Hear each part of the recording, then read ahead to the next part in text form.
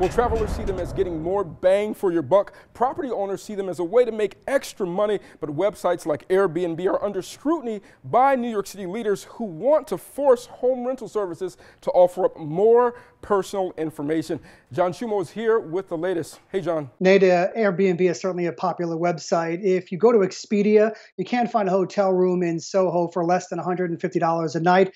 But on Airbnb, you can currently rent a room in someone's apartment for $35 a night. So tourists love them, save some dollars, and New Yorkers love the idea of this website and others. They can also supplement their incomes. These are websites Airbnb, VRBO, HomeAway. But not everyone agrees, and that's where this new bill comes in. The City Council wants Airbnb to hand over a list of the names and addresses of all the New Yorkers who are listing their homes. Specific to Airbnb, there are currently 52,000 listings right now in the 5 boroughs. The city wants to make sure these hosts, particularly landlords, are paying taxes on the income they're earning, and that's really what the story has always been about. Money. So lawmakers want these landlords also to stop pushing out rent-regulated tenants because it's about money. Short-term rentals are more profitable than long-term leases. This bill is about transparency and bringing accountability to billion-dollar companies who are not being good neighbors. Mayor de Blasio is expected to sign this bill into law. Once that happens, these companies will be fined $1,500 for each listing they fail to disclose. Nate? All right, thanks so much, John. Well, joining us now to talk about all of this is somebody who's definitely impacted by this new bill. Joy Williams, an Airbnb host in New York City. Welcome to the show, Joy. Thank you. Joy, so how will this impact you?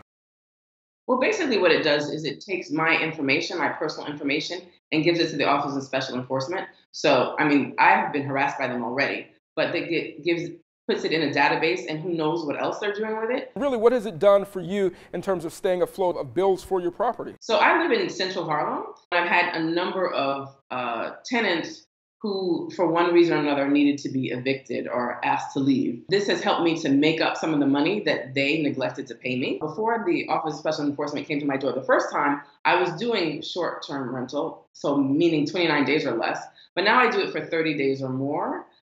So right now I'm making less money than I made before. And with this, I'm sharing my information with the city. What started out to be a great situation for you, it seems like it really will hurt you in the end. Not just you, but other folks, specifically, in New York City that rent. It will hurt other people when they realize that the city uses, and the Office of Special Enforcement uses the same data and providers that ICE use and the CIA uses. And there's no protection in this to make sure that our information is secure and private. All right, Joe, well, thanks so much for talking to us.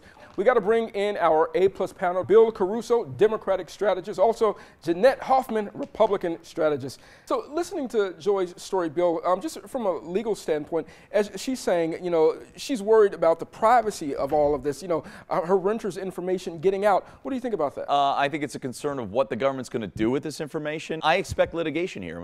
I think we're going to see whether it's going to be propped up by Airbnb or one of these other companies, but hosts like this are probably going to be the plaintiffs in these suits. Joy was also saying that, she was able to make a little bit more money when she did, rentals less than 30 days, but now she's making less money because she has to do them according to state law. What do you think about that, Jeanette? Yeah, I think it's very unfortunate that government is hurting people like Joy and hosts that are just trying to make extra money so they can afford to live in New York City. And I think this intimidation of Airbnb hosts is really just despicable. Is it fair to blame New York City's housing crisis on Airbnb? Rents in New York were skyrocketing long before we even knew what Airbnb meant. So no, I don't think that's a fair criticism. Yeah, this is absolutely ridiculous. And frankly, the long-term rental market, only 0.2% is used by Airbnb. So it's not even an issue. It's ridiculous.